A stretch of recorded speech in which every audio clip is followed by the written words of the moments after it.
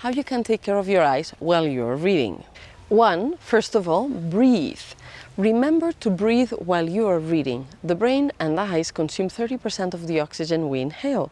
So if you want better concentration, comprehension and memory, as well as optimal function of your eyes and vision, you have to breathe.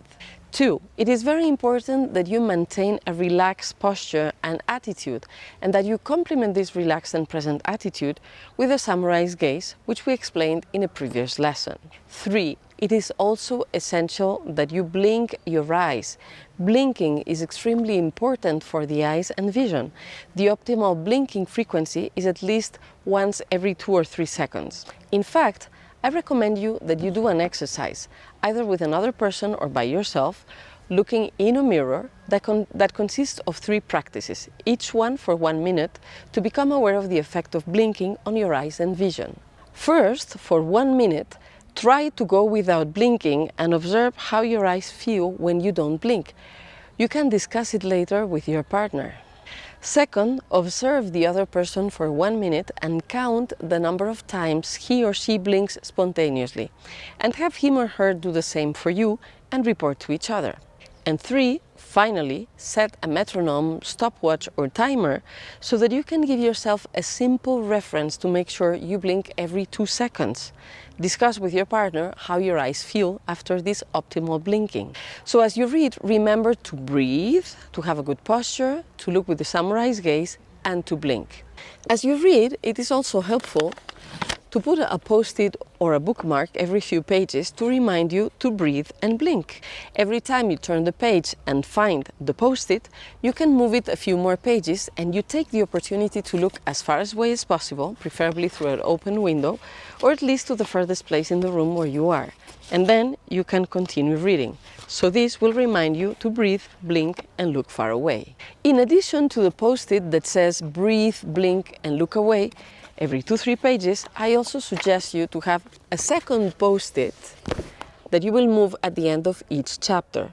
The end of the chapter post-it says, look out the window, look up, look down, look right, and look left. So the idea is that frequently, for example, every chapter, you take a short break, get up, go get a drink of water, go to the bathroom, stretch, move around, go outside through an open window and look out if you can, without glasses in the way.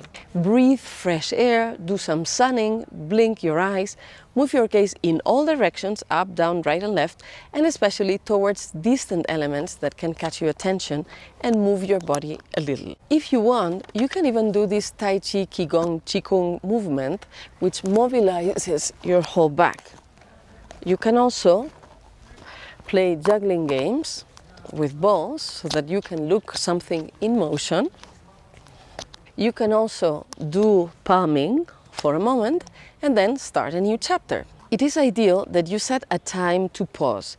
You can decide how often, but if you're going to be reading for many hours in a row, try to pause every 20 minutes, every 40 minutes, or at least, at a minimum, once per hour. Make the break at least 5 minutes so that you can move around, go to the bathroom, drink water, look away, etc. You can move your body, your eyes and your vision in different ways, and then you can go back to reading with renewed energy and fresh eyes. You can also apply the highly recommended rule of every 20 minutes, look for at least 20 seconds at a distance of 20 feet, which is 6 meters, to relax your eyes. One important thing to know is that our bodies are not made to be static. Being sitting all the time and spending so many hours in sedentary habits is not very good. Our bodies adjust in movement. So this is the first principle that we need to know. And I see Jan Thompson is listening to the webinar while moving, which is a very good idea. And you're all allowed, of course, and welcome to be stretching, like Aji in Israel is stretching. So this is very, very important, that you are able to allow your body to move. So things that are very good, I see Loretta and Bob, and iPhone, I don't see your name, but I see you're stretching. So stretching like a cat is always a good idea. We can take the occasion to do so. And yawning like a lion is Good. Also blinking like a butterfly. And moving your neck, your shoulders. It's a very good thing. So as you're reading, it's important to see what kind of movement you're allowing, what posture, but also what kind of movement you're allowing. So different types of chairs allow for different type of movements. You may be familiar with those, what's the name? Balls that are used sometimes by pregnant women to do exercises.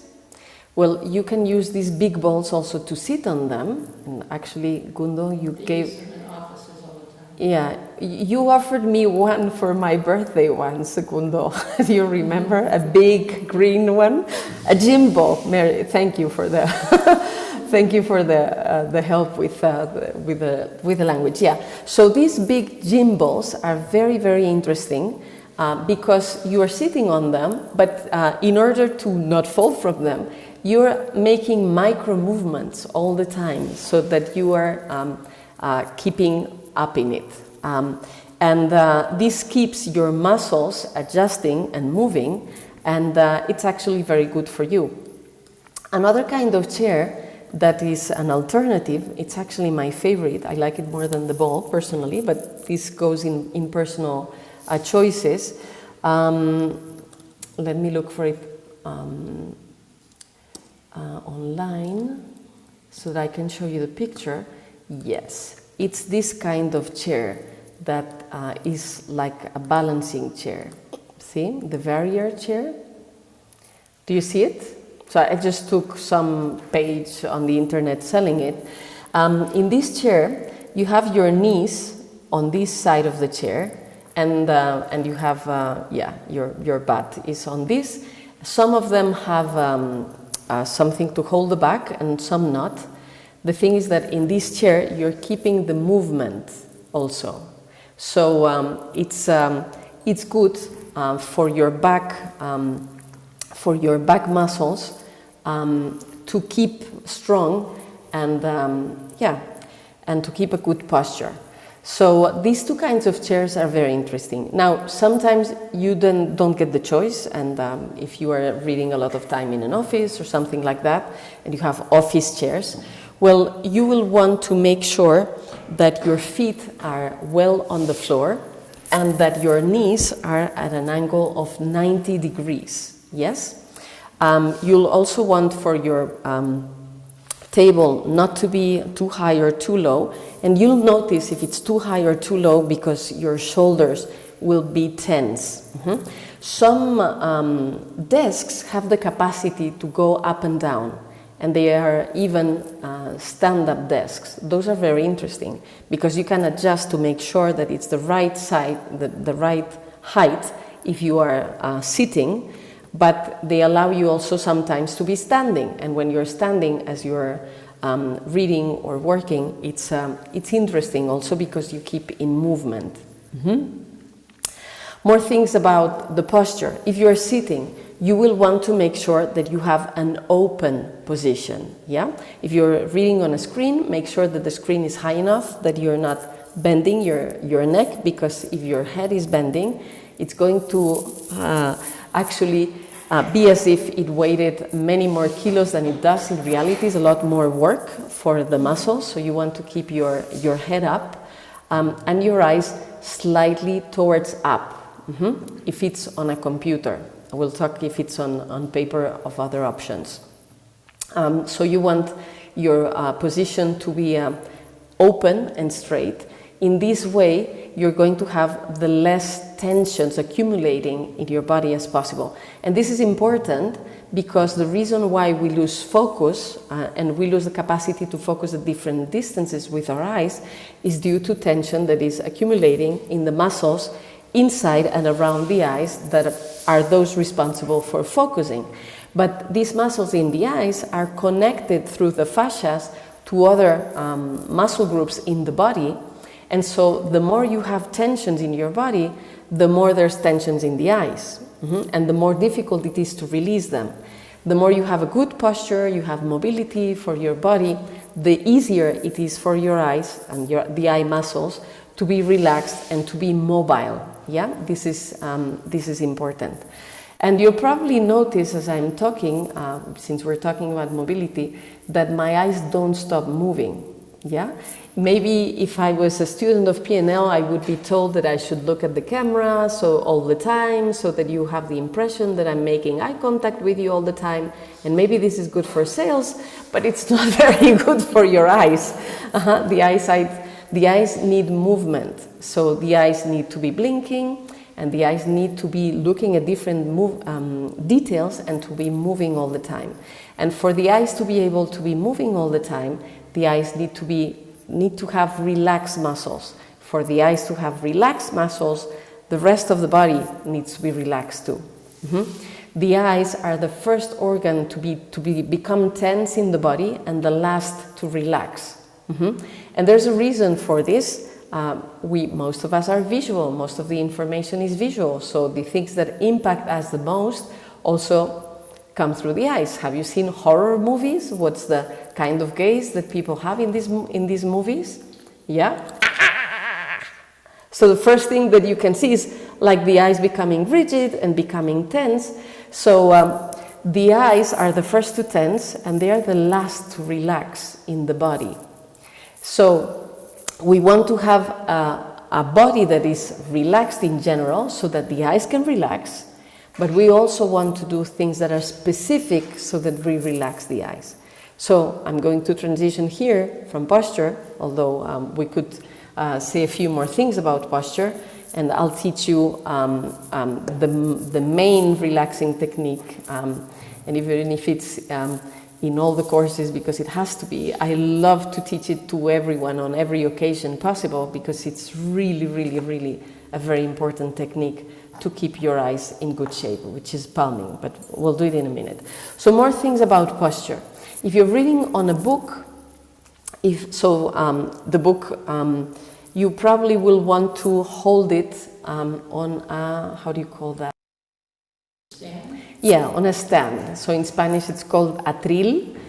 So you'd like to have your book on a stand, so that your head is also not looking too much downwards, and that it becomes very heavy, and then your neck will accumulate a lot of tension. Another possibility is to hold your head. What they told you in school not to do, or at the table not to do, well, it's actually a way to have less weight on your neck. And another thing that probably they told you not to do when you were reading is to use a pointer or your finger to follow the lines. Well, actually, it is very good to do so, and it helps you read faster and follow better. So, if you are reading a book on paper, probably you won't want to do it if it's a screen, because it could damage the screen. But on paper, you will like to have a pointer that has the tip, or your own finger, and to follow the lines. It helps to read faster, to understand better, to follow better. And because there is a coordination between the eye, the brain, and the hand, it actually makes it easier. In the same way as when we write by hand, we remember better than when we type, because of the kind of coordination. Well, when we read with a pointer, it's faster, it's better. Okay, and we were going to talk about palming also. Let's see. I'm having a look also. Okay, posture.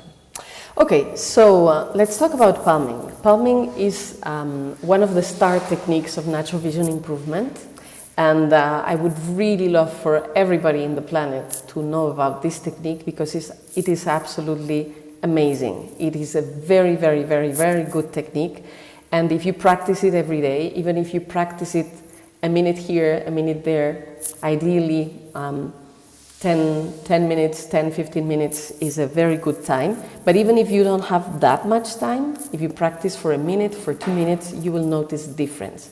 And actually, I would like to encourage us, as I teach the technique, to verify how it is. I see some of you are already practicing palming because you already know the technique, which is great.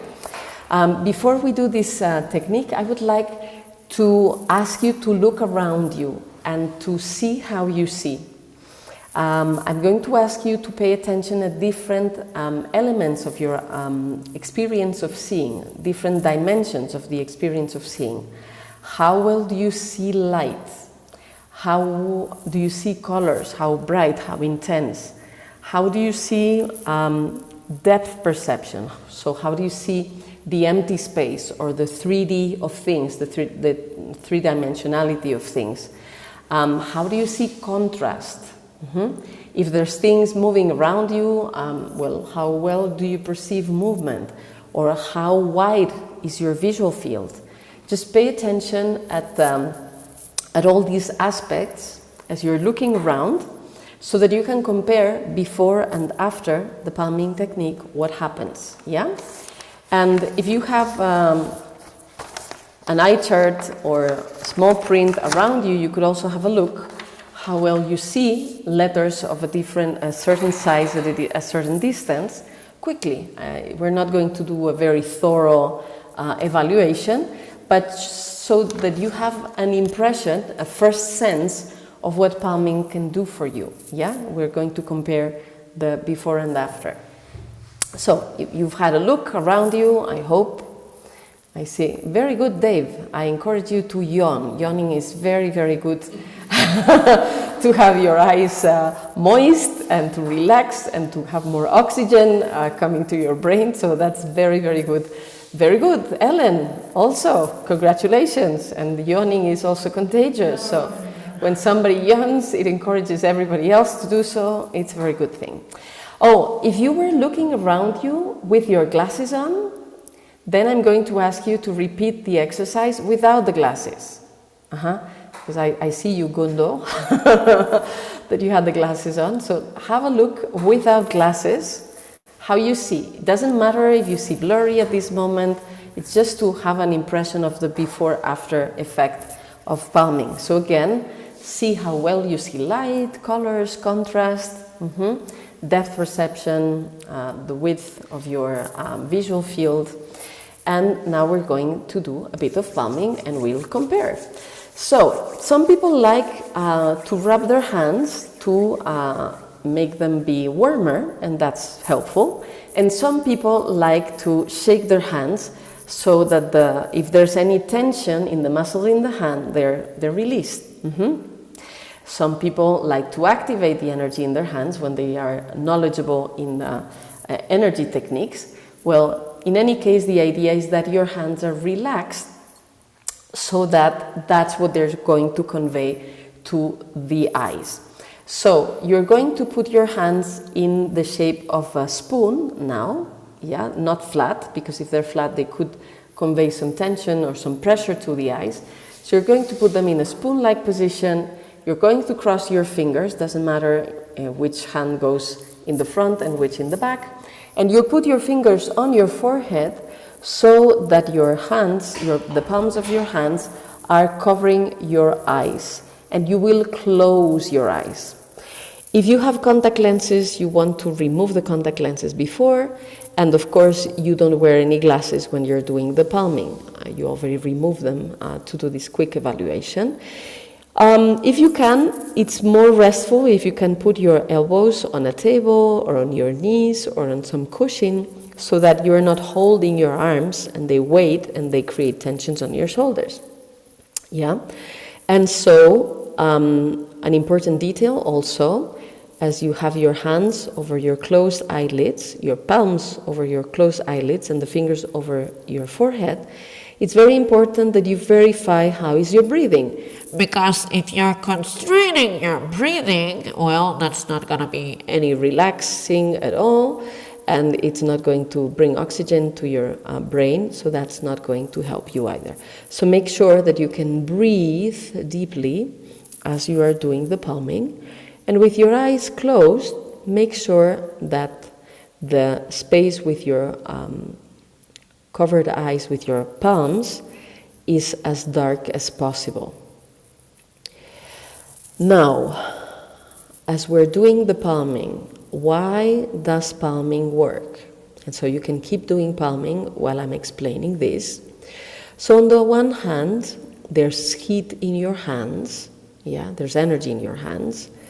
But just the heat in your hands helps relax the muscles around the eyes and in the eyes. Yeah, so this is one of the properties of palming that help you see better afterwards. The more your eyes are relaxed, and the better you see. We'll do another little exercise later that will prove this. The more your muscles in your eyes are relaxed, the more they can move, and the more they can create the proper focusing that you need for the distance of objects. Yeah, so you want your muscles in your eyes to be relaxed so that you can focus properly at different distances.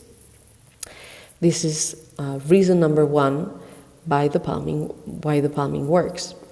And the other reason why palming is so good for your eyesight is that it creates darkness. And when your eyes are not exposed to any kind of light, and that's why you want to make the space as dark as possible, then your nervous system can rest. The retina in the eyes has photosensitive cells. And these photosensitive cells are activated, especially the rods, when there's any source of light. And guess what? At night, in our homes, we don't have darkness anymore. Cities have artificial light.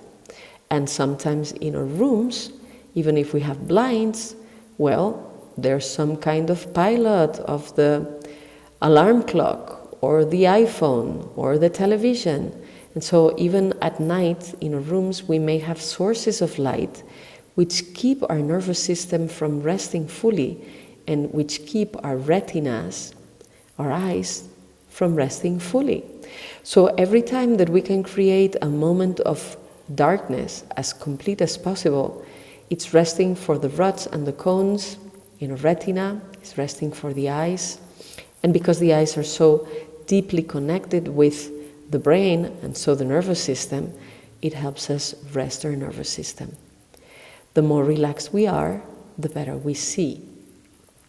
So we can even help the darkness that we are having with our eyes covered, with our closed eyelids, by imagining black objects. For example, we can imagine a black cat. The neighbor's cat is called Mole, my neighbor's cat, and she's very black and she's pretty, so I can imagine a black cat or a black panther or a black horse or a black velvet dress or the black hat of a magician or the cape of the magician or a black curtain. Or we could simply imagine that there's black ink that's pouring on our closed eyelids, and then the experience of black is darker and darker. If you are being able to imagine black, congratulations, this is helpful for your eyesight. And the better you are able to imagine black objects, the better you'll be able to see with your open eyes. If, as we're doing palming, you're having trouble to perceive black, if you're seeing other colors, or you feel some flashes, or you feel some kinds of lights, well, then you will want to be practicing palming more often, because it will help you to get into this black experience, and the black experience with closed eyes is correlated with seeing clearly with open eyes. And maybe, as we are doing the palming, you can also pay attention at your eyes. You can pay attention at the quality of the sensations in your eyes. Could your eyes feel more relaxed? How would your eyes feel if they felt more relaxed? And imagine your eyes relaxing more now. And feel them relaxing. Feel the weight of your eyeballs with gravity. And notice how they relax more and more. And also, notice the heat that comes from your hands. And how cozy it is, and how your eyes can relax even more.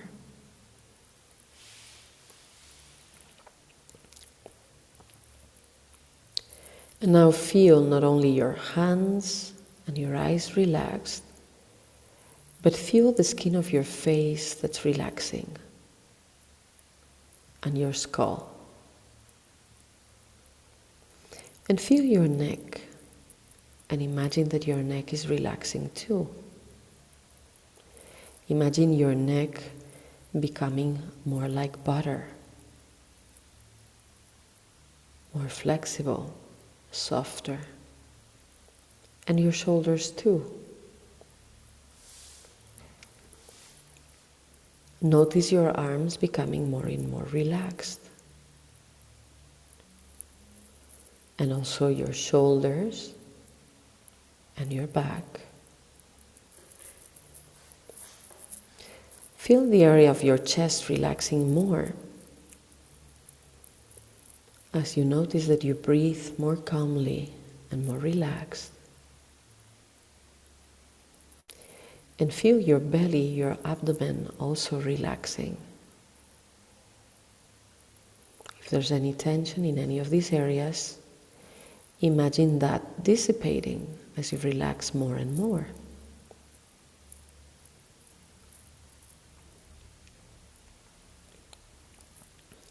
And now go to your lower back and your butt.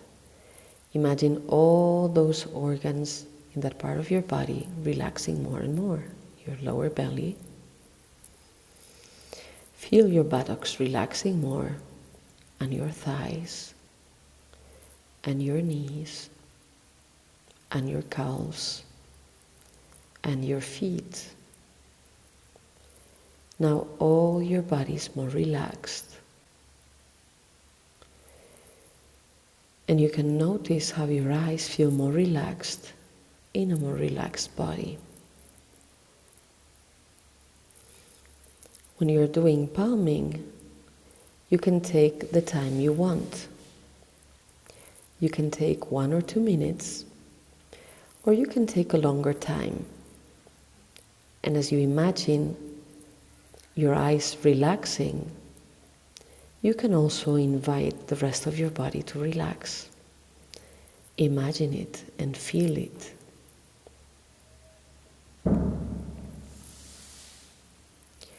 For the purpose of this demonstration, we're going to close the exercise in a few moments, but at home, in your time, you could do the palming as long as it feels nice, as long as it feels comfortable. You can do palming as a moment of rest at your desk, or if for some reason you cannot do it directly at the desk because you're in a public space, well, you could take the occasion of going to the toilet to do some palming in a very discreet, private space. You can also do palming just before going to bed. And in this way, you relax your eyes just before sleeping, and then all the hours that you sleep will benefit from the relaxation that you will have given to your eyes just before going to sleep. And you can also do palming anytime you feel like it during the day. Even if you practice for a minute or two, you will notice the difference. And the good news is that the results from palming accumulate over time. So the more you practice palming, The more regularly, frequently, even if it happens for short moments, the better you will see. Okay, now we're going to see how we can undo the position of palming. So while keeping your eyes closed and your hands over your closed eyes, you're going to make your position more straight. If you were having your elbows on the table or on your knees, take a straight position. And while keeping the breathing going and keeping the eyes closed, you're going to gently, slowly remove your hands from your closed eyelids, millimeter after millimeter, observing the colors that you see on your closed eyelids. You could start perceiving red, orange, yellow, green, blue, indigo, purple. You could see any color as you are removing your hands progressively from your closed eyelids. Observe the colors that you see on your closed eyelids. They could be different from one time to another. They could be changing as you're removing your hands from your face. The colors that you see depending on what has happened just before the palming and your state. And it's okay if you see different colors. And when the color that you see in your closed eyelids doesn't change anymore, then you can remove the hands, you can make them rest on your lap, for example. And you keep your eyes closed for the moment because we're going to do a special opening after the palming. We're going to do the opposite of blinking. We're going to take a snapshot. That is, we're going to open our eyes one moment and close them immediately. And we will remember what we saw. And when we don't remember it anymore, we will imagine what we saw. So we can take a snapshot, open the eyes a moment, close them again, and remember what you saw as long as possible. And when you don't remember anymore what you saw, then imagine what you saw. And then you can turn around with your eyes closed, look somewhere else, open for a moment, take a snapshot, close them again. Remember what you saw. And when you cannot remember it anymore, then imagine what you saw. Memory and imagination are very linked to eyesight. So when we are training our memory and our imagination, we are helping ourselves see clear as well. Turn around in some other direction, take a snapshot, and close the eyes again, and remember what you saw with as much detail as possible. And when you cannot remember anymore, imagine what you saw. You can do this snapshot after palming 3 to 5 times, something like that. And after that, we can do butterfly blinking. So you can imagine that your eyelids are like the wings of a butterfly, and the butterfly is flying, the butterfly is moving, so you're blinking very lightly, very fast, so that you get your eyes used to light again. And now you can take a look around and see what has changed. How do you perceive light? Raise your hand if you see more light than before the palming, if you notice more light. Okay, I see some hands going up. Okay, more and more hands, that's good. Now, how do you see colors? If you see colors more intense, more bright, or more shades of different colors, then you can raise your hand as well. Okay, and we just did it for a few instants. Okay, I see hands rising as well. Now, maybe I didn't ask about it, but notice textures. Do you see textures with more detail than before? And if it is the case, you can raise your hands. Yeah? Has your perception of textures improved? Okay, I see some hands raising as well. Good. How about contrast? Do you see a more clear contrast between black and white? Then if you see contrast better, you can raise your hand as well. So I see a number of hands raising. Great. Okay, what else? Do you see the void space, and do you see the three dimensions of objects better than before the palming? And if so, you can raise your hand. So I see Jan and Lawrence and Therese and Rose, Gail, Monisha, Kavita, Tony, okay, Antonia, Maria, Esther. I see a number of people raising their hands. Okay. Now, oh, hi, Juliet. I hadn't seen you earlier. There you are. And if you had some letters that you had looked at, maybe you had some eye charts or small print, or maybe simply in your environment, there's letters. I see that Therese is seeing better far away. You can have a look. And those of you who see letters better, you can raise your hand. So Loretta and Joy and who else? Well, you're raising it digitally. Dave, Ellen, Jill, Gail, Ute. So there's also a number of you who are seeing better. Juliet, Kavita, Monisha also, Audrey. So there's a number of you who are seeing better. And we just took a very, very short moment to do palming. So imagine if you practice this technique every day for a few minutes here, a few minutes there. Just with this technique, you can improve your eyesight in a noticeable way. And of course, within the program, there are more techniques that you can use to improve your eyesight to read better.